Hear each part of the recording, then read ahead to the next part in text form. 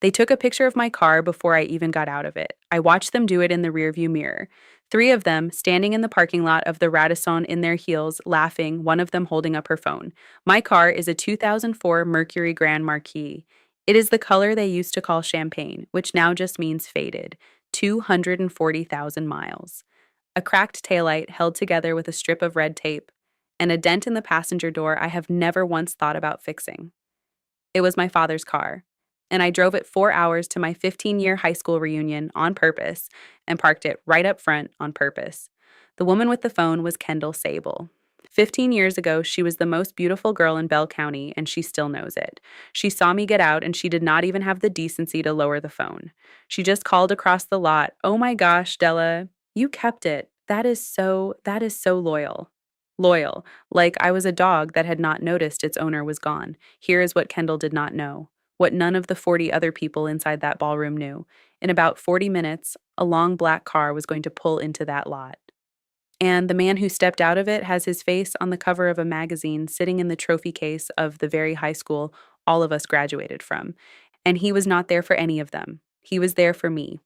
If you have ever driven back into a town that decided who you were at 17 and never once updated the file, stay with me for this.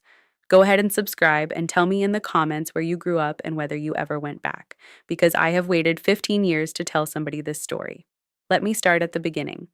My name is Della Prewitt. I am 33 years old. I grew up in a two-bedroom house on the wrong end of Bell County, the end where the yards run right up to the back fence of the plant, Kessler Components.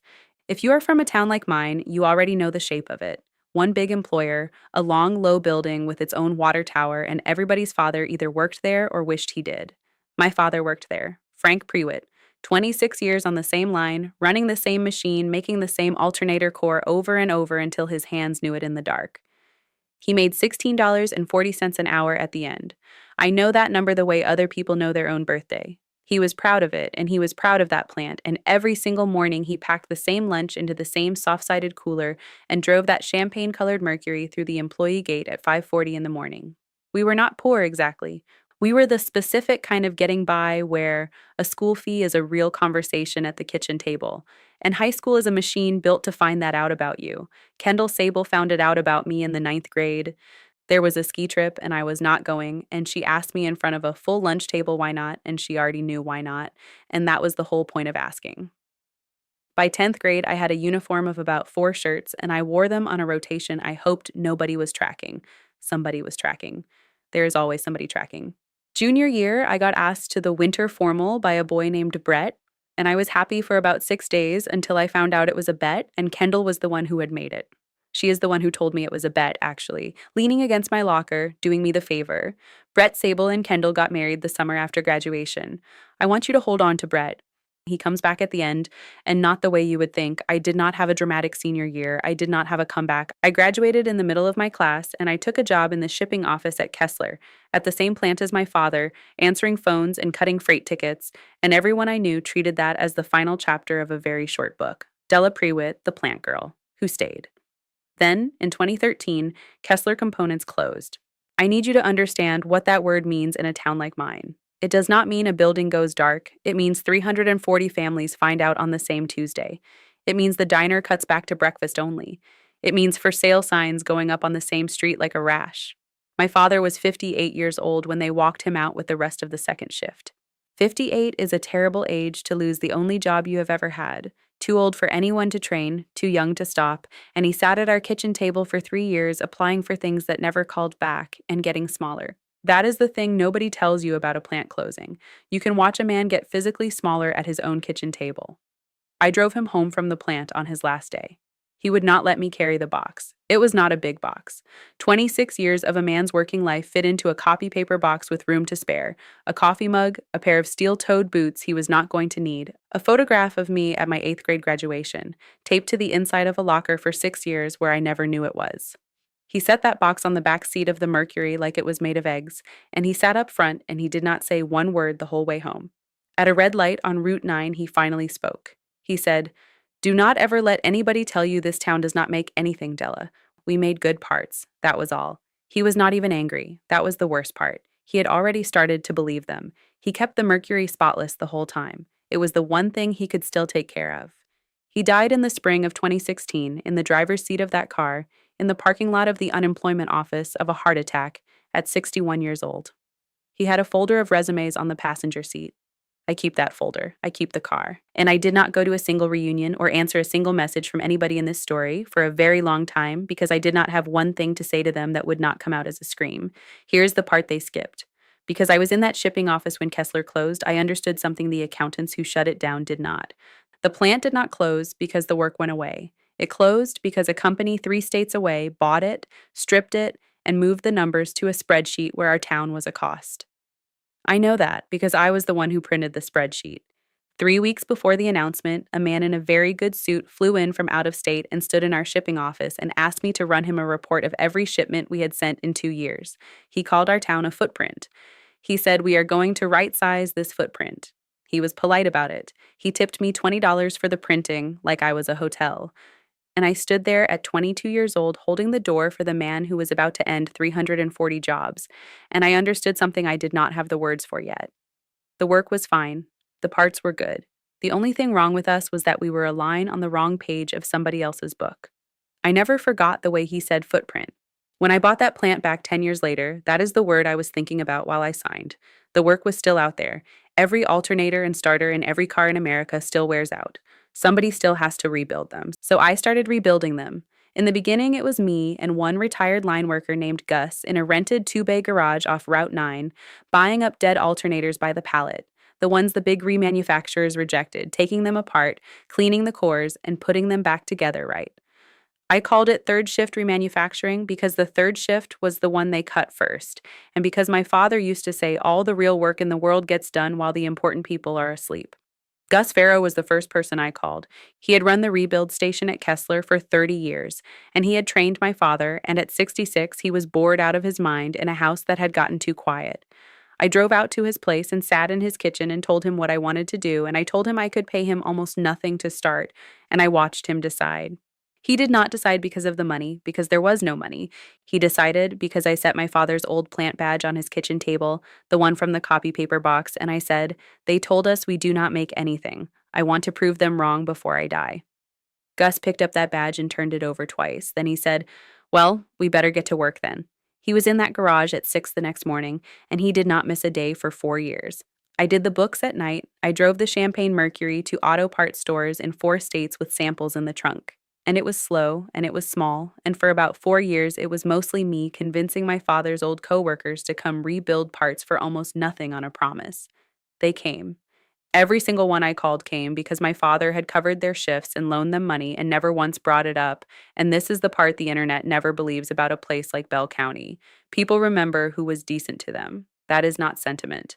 That is the whole engine of what happened next. We got good.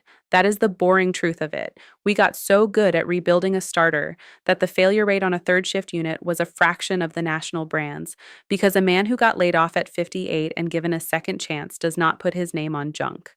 By year 6, we had outgrown the garage. By year 8, a regional chain gave us a shot on their shelves, and we did not miss. And in the 10th year, I did the thing I had been quietly aiming at the entire time without letting myself say it out loud. I bought Kessler components, the building, the land, the water tower with the faded name. I bought it out of the same holding company that had killed it for less than they had stripped out of it, and I reopened the plant that put my father in the ground. I brought back every worker I could find who was still in the county. 312 people on the floor within a year. And over the main door, where the old Kessler sign used to be, I did not put my own name. I put his, the Frank Prewitt Building. Most of the people working there now think it is named after some original owner from the 50s. I never corrected that. Some things you do not do for the credit. Which brings me back to the parking lot of the Radisson and Kendall Sable and her phone. By the night of that reunion, Third Shift was the exclusive remanufacturing supplier for Continental Auto Parts, which is the second largest auto parts retailer in the United States, 11,000 stores. The contract we were signing that week was worth $60 million over 4 years. And nobody in Bell County knew, because I had done all of it under the company name, quietly, from a town that had already made up its mind about me in the 10th grade. I almost did not go to the reunion at all. I want to be honest about that. I did not go to prove anything. I went because it was the same weekend Continental's people were flying into the regional airport to tour the plant, and their chief executive, a man named Marcus Reed, had asked to meet me in person before the signing. And I thought, for the first time in 15 years, I am going to be in that town anyway. Maybe it is time I stood in that room. So I put on a plain black dress, and I drove my father's car, and I parked it right up front because I was done being ashamed of the best man I ever knew. The ballroom was exactly what you would guess: a banner with our graduation year in gold, a slideshow on a loop, a cash bar, and about 70 people pretending the last 15 years had gone according to plan. Kendall found me within about 4 minutes. She had the phone put away by then, and the pity turned all the way up. She hugged me the way you hug someone at a funeral. She said, "I am so glad you came. We were all wondering about you." Then she did the interview. You know the interview. "So are you still here in the county? And oh, you never married? And what is it you do now?" And I said, "I work in auto parts," which is true.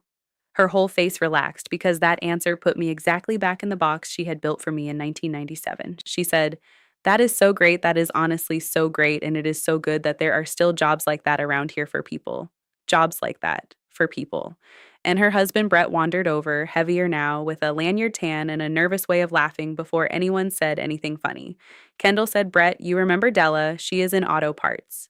And Brett went a little strange in the face, because Brett, it turned out, had just started a job 2 weeks earlier, on the floor, at the reopened plant, at the Frank Prewitt building. He did not connect it. Why would he?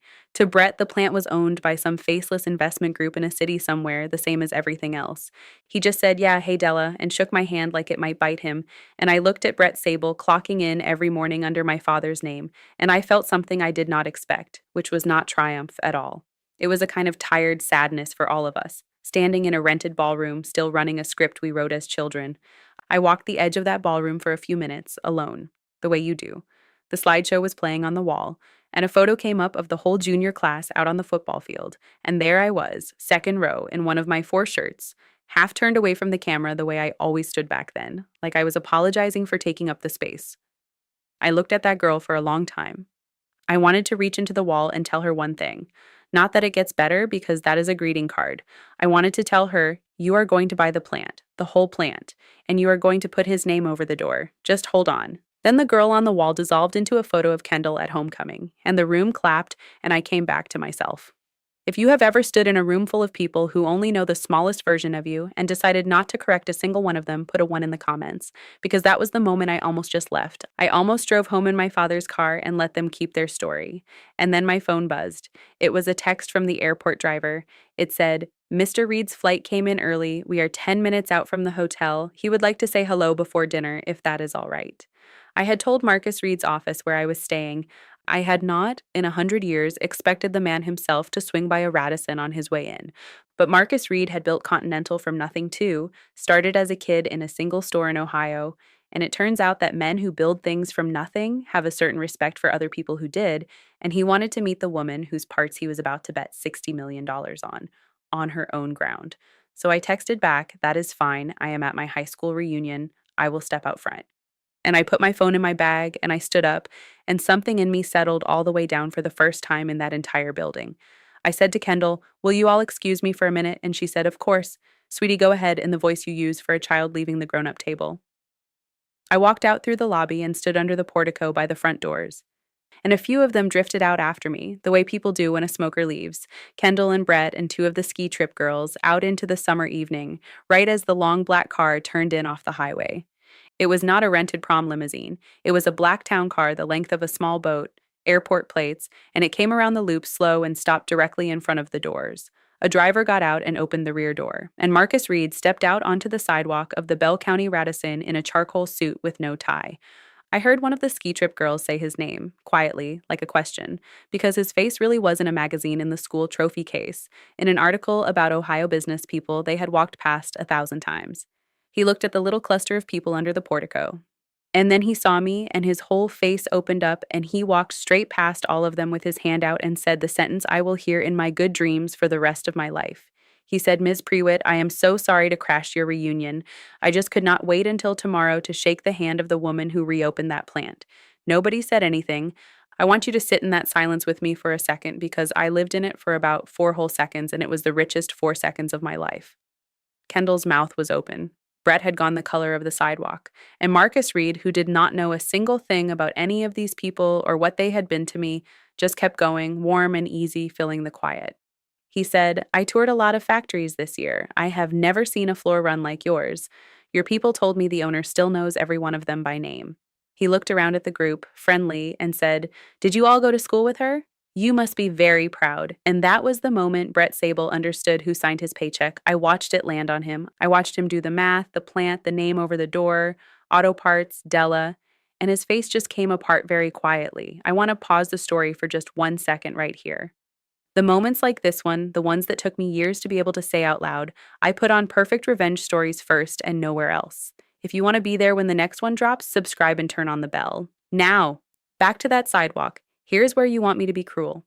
I know, because part of me wanted it too. I had a whole speech I had written in my head at 4 in the morning more than once over 15 years. I did not give it. Because standing there with Marcus Reed's hand still warm from shaking mine, I looked at Kendall Sable, 42 years old, still trying to be the prettiest girl in a room that had moved on, and I looked at Brett, terrified he had just laughed at the wrong person 2 weeks into the only job holding his family up. And I did not need the speech anymore. The car had said everything the speech was going to say. So instead, I did the thing my father would have done, the thing that was the whole reason 300 people came back to work for me on a promise. I put my hand on Brett's shoulder, and I said, Brett, you are on Gus's line, right? First shift. He nodded, barely. I said, Gus is the best rebuilder I have got. Learn everything he knows. That plant is going to be there for your kids. And I meant it. Then I turned to Kendall, who for once in her entire life did not have a single word ready, and I said, It was really good to see you, Kendall.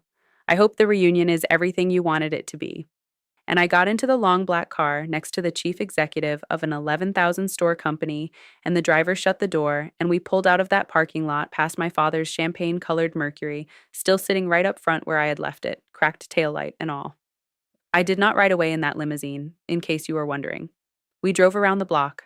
I had Marcus drop me right back at my own car because I was not about to leave my father's Mercury in a hotel lot overnight, and because Marcus Reed, when I explained why, looked at that old car for a long moment and said, My dad had one just like it, and did not say anything else and did not need to.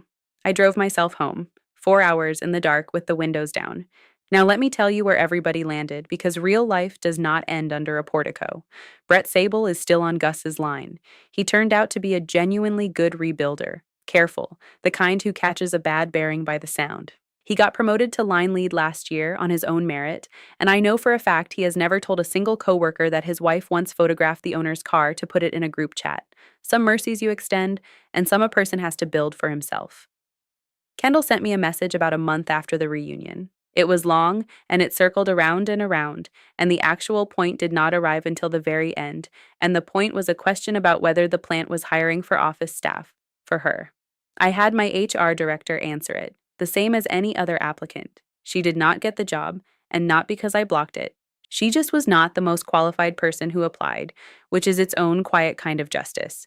The plant is at 340 people now, the exact number that lost their jobs the day it closed. I did not plan that. I noticed it one morning on a report and had to sit down.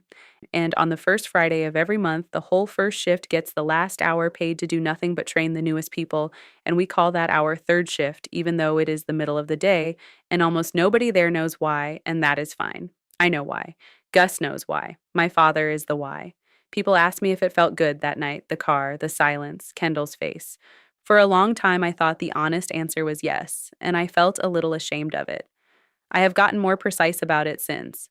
What felt good was not that they finally saw that I had money.